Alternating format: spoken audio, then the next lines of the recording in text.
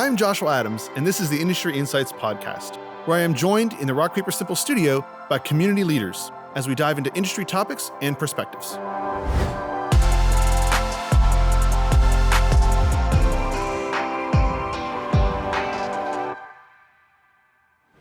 Thanks for joining us today. I have Alexis McGuire, CEO of Nationwide Medical Licensing. We've connected quite a bit in the community, been to a lot of events together, a lot of community support, but we've also worked together. So thanks for coming in today. I'm excited to have you and talk about resiliency. Yeah, thank you. I'm looking forward to talking some more about this. Awesome. We've connected in the past about how this is meaningful to both of us, ties to our stories in totally different ways, but in meaningful ways. My personal motto for years has been ever forward. And that idea of kind of running up against a roadblock, running up against something life kind of throws a curveball and just saying, okay, my next step is forward. And so I've always really believed that's an important aspect of my professional career and personal life. But recently learned it's even more of a big pillar for you and kind of a core value for you. So if you could tell me a little bit about what do you, when you say resiliency and that's important to you, what is that? What does that mean? And why is it so important to you? So resiliency, or just resilient in general, has always meant the ability to, like you had said, have a curveball kind of thrown at you. But it's all about how you take that curveball and how you do move forward from it. Being able to have the worst thing ever happen to you, or even really the best thing that's ever happened to you, and you just don't know how to deal with it, and to take that and to move forward, to strengthen yourself from it, to learn from it, to grow from it, to not let it necessarily hinder your ability to move forward. What do you feel in your mind let's just go right to kind of why did that matter and how did that kind of maybe lead to some passive success or overcoming in your life? So the biggest moment for me was back in 2017. I lost my mother, my aunt, and my little brother to a domestic violence situation. Mm, My mom's husband at the time had decided that his phrase that he had was going to be the truth, and he decided to kill all of them and set the house on fire to destroy any evidence. terrifying. Right. So from that, I went from just kind of working at Nationwide as just a little front, so to say. I was just a processor. I did the licensing and the renewals and just kind of some of the back end stuff for my mother to, well, now I have a company. Mm-hmm. It happened on a Sunday. And I remember on Monday being like, okay, I have employees.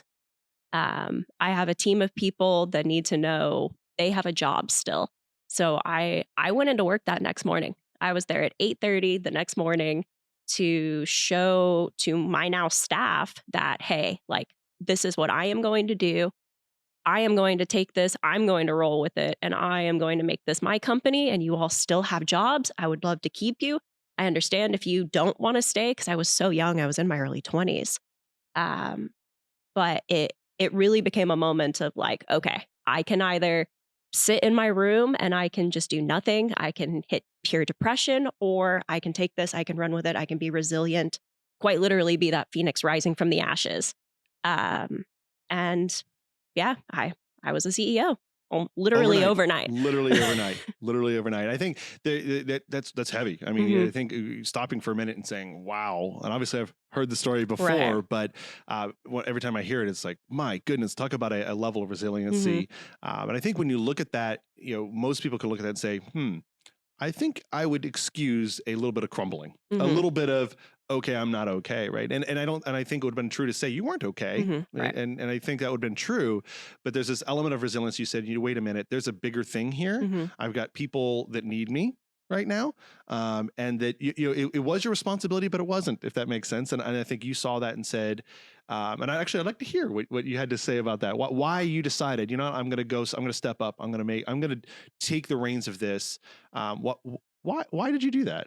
So I always wanted to be an entrepreneur. That was my dream. I wanted to run something. I wanted to have my own business. I wanted to do the typical entrepreneurial shit.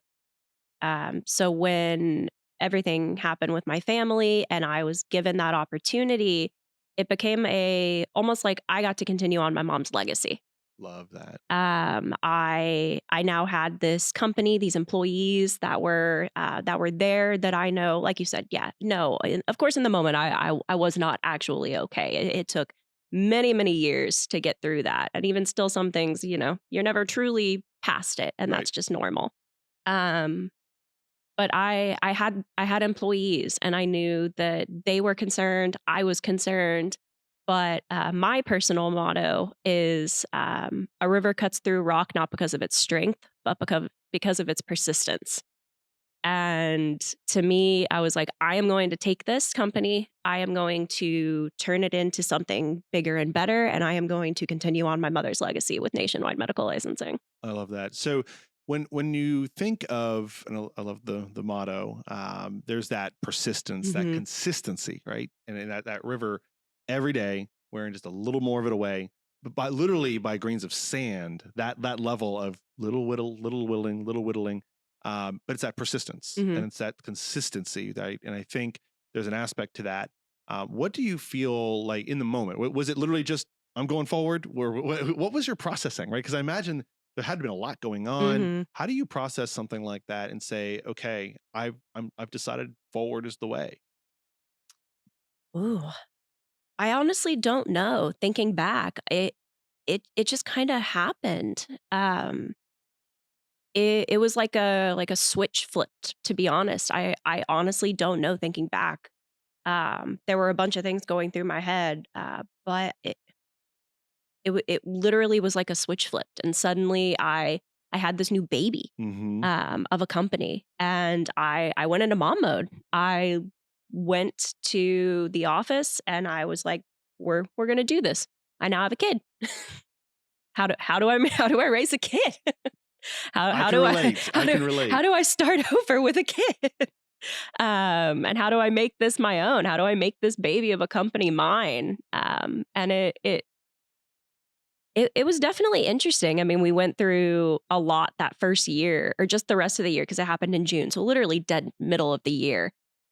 So the rest of that year, it was just kind of a, where do we go? Where have we been? And how do we move forward from this? Right, right. And I think sometimes the answer is just move forward. We don't even Mhm. know what the next step is. One of the things I've often said, again, my motto being ever forward, is one of my. I have a favorite quote that I often repeated, and it's success is a big pile of failure that you're standing on, right? And I think we could both relate Yes. to making the mistakes, and I think that aspect of going forward just means you're maybe not afraid of making those mistakes, not Mhm. afraid of making decisions and keeping kind of one foot in front of another. You might stumble, you might make a mistake, you might have hard things happen, Mhm. but the answer is always that a step forward. It might be hesitate for a minute, Mhm. right? Okay, wait for a second, but then step forward. And I think that aspect of resiliency and being able to kind of roll with the punches.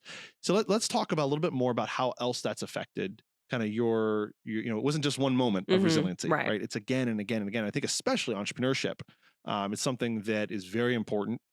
It's a marathon, right? You running a business. Mhm. I was similar in that ever since I was a kid, I said I wanted to run a business. I wanted to build something, and so that was again kind of that was the dream I had, and the route is always different. It's a winding path. Mine was a winding path Yep. of failures along the way, but learning, okay, that's not the way. This way, this way, this way. So tell me a little bit about how you feel resiliency. You walk that out day to day. So, with being in the medical industry, I mean, medical licensing, we have had a lot of ups and downs just in the industry alone. I mean, obviously we had COVID that hit the world hard for a good 3 years straight.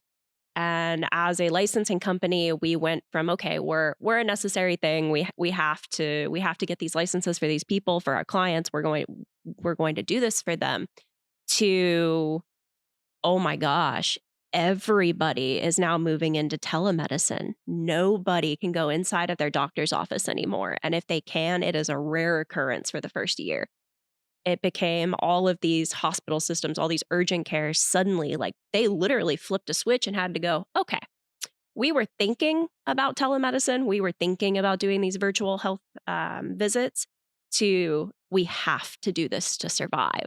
And that hit my company in a little bit of a different way, because a lot of businesses had issues with being able to thrive themselves and being able to be resilient during COVID. All of the, the main like stores that were people have to walk in to sell items, they had to figure out their new way of moving forward. Where we were a decent sized small company, we only had a handful of employees, and that was all we needed to do what we needed to do. To we have to get thousands of licenses issued, and it's COVID. How do we hire? How do we find? How do we move forward with this? Because our clients need it, and therefore we need to find a way to make this work. So it definitely turned into a harder marathon, I guess you would say, because now I'm running a marathon in a global pandemic. Um, and that was just one of the main examples of having to roll with another punch, a good punch for us in terms of business, but a different punch than normal. I mean, nobody was really expecting a pandemic to come and shut the entire world down for. I mean, we were shut down here for 5 or 6 months, but other places were shut down until the end of last year. Um, it was not something anybody was expecting, and I think as a company ourselves, we rolled with the punches pretty well. And of course, now we're seeing the opposite end of that. We're seeing all of the companies are now afraid of what the DEA is proposing with all of these like prescribing laws on opioids and all the different things they're looking at changing for telehealth. And now they're like, okay, well, we went really, really hard into telehealth. And now you're telling us that there's a chance that we can't go this hard into telehealth. And now we're going to have to open brick and mortar facilities again. So now we're seeing that shift back where people are like, okay, obviously we have to have telehealth forever. I mean, I use telehealth at the times I go inside of a doctor now are very rare. I don't want to. I'm so used to just being able to be like, "Hey doctor, how's it going?" But now they're having to figure out, okay, how do we roll with this new punch of this new like national ordinance that they could be bringing down from the DEA of, well, now you need facilities to be able to prescribe certain medications. So now we're having to roll with that punch because now they're wanting to get their doctors licensed and credentialed and privileged back in the hospital systems and less on the telehealth platforms. So it definitely creates an interesting like in a sense, like an ocean. Like you have these waves, and sometimes the waves are small, and sometimes these waves come crashing on you. And either you withstand it, or you take the break and you roll with it. Yeah, I think it's worth, you mentioned this earlier, but resiliency isn't just the obvious dealing with bad things that happen to Hmm. you, right? And obviously you used a really big example of a challenging one, but then you used some examples of opportunities, Hmm. right? And good things in a business world. And I think it's important to remember that even in the good opportunities, the things that come our way, that can be challenging too. It can be taxing. And there's an element, an underlying here of mental health, right? Hmm. And even kind of how we're dealing with stress and how we handle the curveballs. There's a mental health component Hmm. here, and resiliency plays a part in that, Hmm. right? And I think there's this understanding that, or assumption that, okay, the bad things are what you have to work through and get forward, right? But sometimes, especially in the entrepreneur life, the good things are also like, okay, this is good, but how in the world am I going to get it Hmm. done, right? Not enough time in the day. I'm already Right. working 18-hour days. How do we get there? And I think knowing that, recognizing that, and saying, okay, what are the steps that I'm going to do to get there, right? And who is coming with me, right? Hmm. Because a good leader isn't just doing it themselves. They're figuring Exactly. out how do I leverage the team, their strengths, and not just try to do it all myself. And there's all those aspects of resiliency in an individual, to navigate the difficult stuff as well as the positive, but also resiliency in a company space or in a company environment. And I think that also applies to the positive, the negative, and the neutral, Hmm. right? So things like change isn't sometimes change is neutral sometimes, right? It's, hey, we have to change this new policy because of an Hmm. ordinance coming Right. down or a new law. It just changes our whole process. Well, now Yep. we got to change all these rules and how we do it, and our day to day changes. That's stressful. So I think resiliency can be applied at multiple levels there. How do you feel you impart that to your team, right? In terms of the business environment, as a leader, how do you feel you bring that resiliency to those that work with you, alongside you, and for you? So it's actually one of our core values. It's our top core value is resiliency, or just resilient in general. It's something that we look for in all of our employees, because in the medical world, or really in any business, but especially in my industry, there is a lot of change. And like you mentioned, not change can be good, it can be bad, it can be neutral, and not everybody deals with change the same way.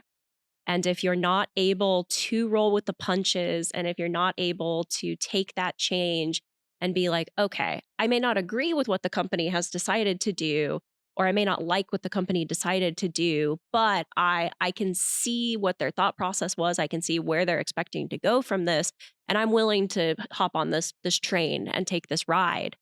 That's something that we look for in our employees. So it makes it a lot easier when we do have those changes or those policies or procedures or things that we do have to move or alter or change, that our employees are expecting that. They know that change is a normal occurrence, sometimes even daily with our job, Mm. that it's something that they not only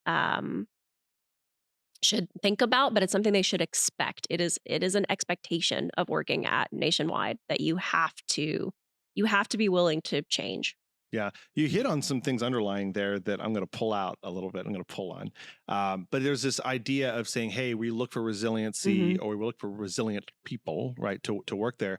But there's also, I was catching, there's a responsibility of the leadership of your team, of you, for you and the company, to cast the vision, Mhm. because you talked about them seeing what's next, right? Well, okay, I got to get through this change or deal with this thing, the positive or the negative, but I know where I'm going. Mhm. I'm working on the next step, and if the next step isn't well lit, right, it makes it a lot more nerve Mhm. wracking to take the step. And so I think that there's an important aspect of good leadership, good communication, vision casting, right? Without vision, Mhm. there's always this opportunity of failure. Right. Of yeah, there's a scripture that talks about without vision the people perish, right? Which is very dramatic. But and I'm not saying but you're dealing in the medical field, right? So Mhm. there's actually like there's some important stuff Right. happening there. But without vision, that's where I think people can really, even if they're resilient naturally, they can struggle in a team environment, or a Mhm. team can be less resilient without strong leadership, without strong guidance, if that makes sense.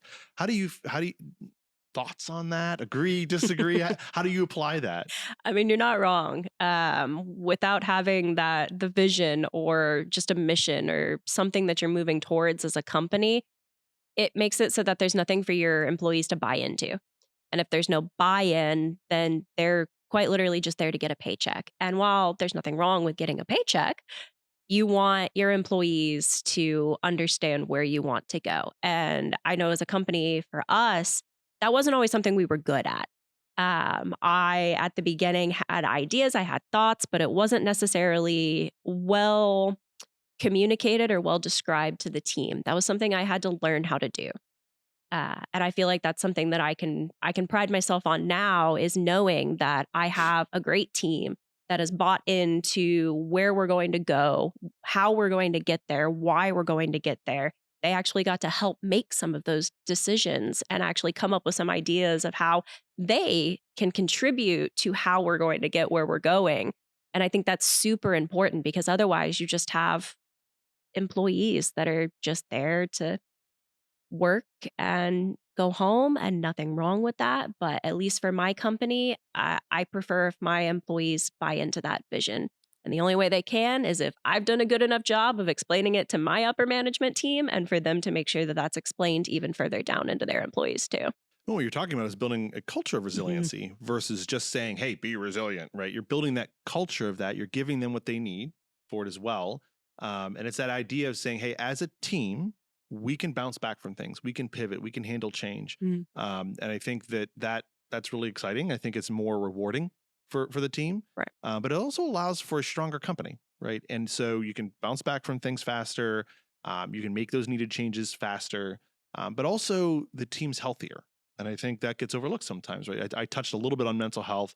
It's been a topic in some of these other episodes Hmm. and we're, we got our mental health documentary showing here soon. So it is near and dear, but I think a team that is resilient is healthier, and they know, okay, I'm a little more grounded. Hmm. My job feels safe. I know that I know kind of what to expect, even if the expectation is change, knowing that, okay, if it changes, I know I can count on these team members around me. I know I can count on my boss to have my back. I know that the company will be okay because we've done Right. this before. So there's an element of mental health again that creates a healthy team there when you build a good resiliency within the culture. Yeah, I mean, I agree. Without having a good culture like that, you're going to get a lot of burnout. And there was that whole thing last year about what was it, quiet quitting, that a lot of the people were starting to quiet quit. And I mean, even we saw that in our company. It was something that we were starting to notice that our employees were getting burnt out. The way that we had things laid out at the company, it just wasn't necessarily giving them what they needed as humans. It wasn't giving them that security. It wasn't giving them that feeling that, my boss has my back. And when we noticed that, that was something that we worked to fix. That's why when we redid all of our core values, that resiliency and that culture of resiliency became very important because, like I mentioned earlier, there is so much change. There's so much, even just in your personal life, there's so much change. And it can be the little things. It could be like you gotta find a new doctor, or you have to find a new person to cut your lawn. And for some people, even that sort of level is stressful. So the last thing you want them to have to worry about is, I have a stressful home life. You don't want them to have a stressful work life, because while you cannot necessarily, as a owner, as an entrepreneur, control the home life, you can control what they deal with at the office and how they're treated at the office. And do they enjoy their job to the point that you can control that they enjoy their job? Do they feel safe? Do they feel loved?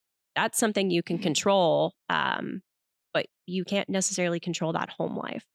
Agreed. And I think it's one thing to point out, it's often overlooked, Hmm. right? The home life, right? And it's not to pry, not to dig into people's lives, but also be aware. They could be going through something, Hmm. right? And we often look at things from our own perspectives, right? It's a perspective is a something I'm very passionate about. It's something along my professional journey I've learned a lot about, is seeking perspective.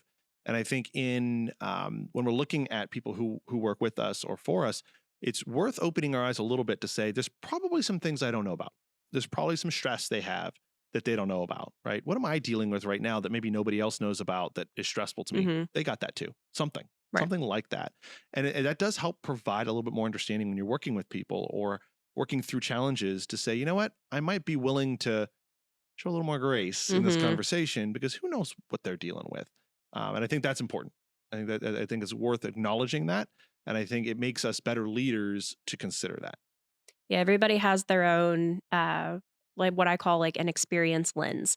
So everybody uses their own past, their own experiences, and that is how they look at the world. So something that happened to you can completely tend or change how you look at a situation. So having gone through what I went through with my family situation, when I've had employees that have, say, lost a loved one, unfortunate circumstance, but it does happen. And I know that not everybody's going to handle it the way I handled it. Not everybody's going to lose their grandma on a Sunday or so forth and then come into work on a Monday. People need that leniency. They need that understanding. They need that time to properly grieve and understand and come to terms with the things that are happening. And you can't let your own lens of the world get in the way of that. You have to be able to listen to your employees and know, okay, they're not doing okay. This thing happened. They've asked for some time. I can't assume that everybody's going to be able to come into work on Monday and be happy, jolly. Let's move on with this. I have to give them that time that they need, and I can't let my own lens get in the way of that. I love that. And I think it's remembering that there are other human beings that work for us. And that is forgotten sometimes in the hustle and bustle of business. There's a job to get done and we need to get it done. And I understand that. But we have a purpose statement here. And that purpose statement is because people matter, right? Which is an odd purpose statement Right. for a marketing agency to have. And where it really came from is we were digging into, why do we do what we do? Right. And I originally wrote about a 2-paragraph purpose statement, as you do. And my leadership team signed off on it. Great. We presented it to the team. It was great. It was wonderful. Sounded awesome. And then that night, I get a message from one of my leaders saying, I was thinking about it, and the purpose statement sucks. I'm like, are you serious? And he's like, oh, you've said better. I'm like, okay. So I rewrote it, presented it, leadership approved it, presented to this team. I get a message from the same leader that night. Hate to tell you this. The purpose statement sucks. I was like, what? Oh, I got no. mad. And so we were at our next leadership offsite. I'm like, whatever, I'm not dealing with this. So, and each time I shortened it, right? Right, right. And so we get into the thing, and he brings it up. to the whole leadership. He's like, so I hate to say it, but I feel like we need to shorten it again. Joshua said better stuff. And I'm like, and I was kind of, I kind of went on this kind of rant about, I don't know what you want from me. I'm like, really, all I care about is, people matter. And he's like, that's it. And I was like, oh, that is pretty good. So that's really where it came from. Right. And it came from this, honestly, this getting pushed by a team member saying, no, we have a deeper meaning. Like there's a deeper meaning behind what we're trying to say.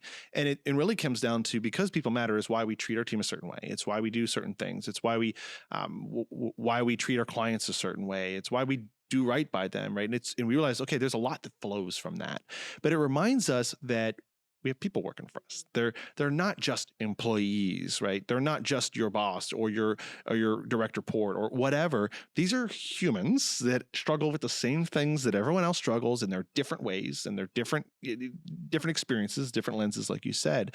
But it reminds us to say, what does resiliency look like for another human being? Right. And you kind of hit on it. I really loved, because I feel like somebody could say, okay, resiliency and being resilient the way I do it is how everyone else should do it. Right. The way you handled losing your family. Right. You're saying, okay, be resilient, but I understand that may look different to you. Right. That's important. Remembering that we have people who work for us, who are our clients, who live in our community around us, is a lot of what you said. So I love kind of bridging the gap between this, hey, be resilient in a human way, if that makes sense. Have I kind of captured what your thoughts are on that? Right. Yeah, exactly. It just comes back to that perspective or that experience lens. Sometimes you have to put your own thoughts aside on that. You have to, like you said, be resilient in a human way, not just be resilient in my way, because my way is my way and I cannot expect everybody else to do it my way. I love that. So thank you again for sharing. I appreciate you being so vulnerable, being willing to share kind of the background, because I do think it helps people understand, okay, hey, I got a little bit of experience with being resilient over here. And so I appreciate you sharing that, sharing kind of the natural progression of that, though, and how you apply it in the business world, how you apply it with your team in a very, very human way. So thank you again for sharing. Yeah, of course. Thanks for having me. Thank you for joining me on this episode of Industry Insights. If you enjoyed it, be sure to subscribe, comment, or even drop us a line over at rockpapersimple.com.